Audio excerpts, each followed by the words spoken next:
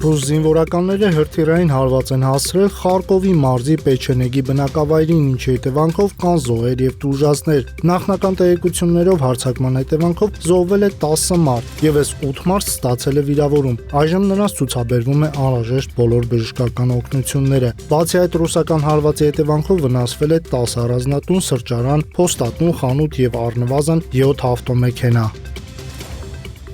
ԱՄՆ նախագահ Դոնալդ Թրամփը հայտարարել է, որ Միացյալ Նահանգները ներկայումս բանակցություններ չի վարում կամ չի պլանավորում վարել Իրանի հետ։ Այս մասին գրել է Թրամփը իր սոցիալական էջում։ Իրանի Իսլամական Հանրապետության հետ որևէ ընթացիկ կամ պլանավորված բանակցություններ կամ շփումներ չկան։ Ծովային շրջափակումը լիովին ուժի մեջ է։ Հորմուզի նեղուցը բաց է և գործում է, բոլոր ականները հեռացվել կամ պայթեցվել են, գրել է նա։ Իրանի խորհրդարանի խոսնակ Մոհամմադ Բաղեր Ղալիբաֆը խորհրդարանի առցանց նիստում վերահաստատել է Հորմուզի նեղուցի վերաբացման համար Իրանի պայմանները, նշելով, որ ռազմավարական ջրային ճանապարհը չի վերաբացվի, մինչև Միացյալ Նահանգները չվերացնի իր շրջափակումը և չդադարեցնի պատժամիջոցները։ Այս մասին հաղորդում է իրանական իրնագործակալությունը։ Ղալիբաֆն իր ելույթում անդրադարձել է մի շարք ներքին և տարածաշրջանային հարցերի, մասնավորապես Իսլամաբադի փոխըմբռնման ուշագրի խախտմանը։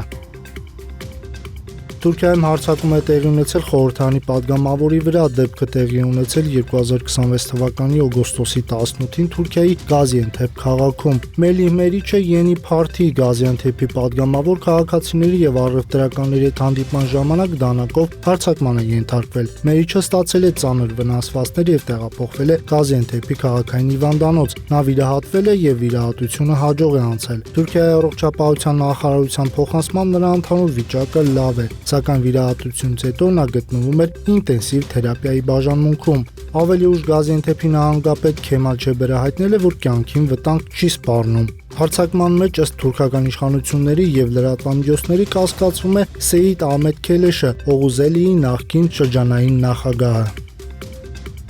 Սիրիայի դատարանը երեքշաբթի մահապատժի է դատապարտել կալանավորված Վասիմ Ալ-Ասադին, Սիրիայի նախկին նախագահ Բաշար Ալ-Ասադի զարմիկին։ Բաշար Ասադը մեկ շաբաթ առաջ հեռակակարգով նույնպես մահապատժի էր դատապարտվել։ Դատավոր Ֆախար Ալ-Դին Ալ-Արյանը հայտարարել է, որ Վասիմ Ալ-Ասադը մեղավոր է ճանաչվել մի քանի սպանությունների, ինչպես նաև խոշտանգումներով եւ դաժանությամբ ուղեկցված սպանության համար, որոնք դասակարգվել են որպես մարդկության դեմ հանցագործություններ եւ ռազմական հանցագործություններ։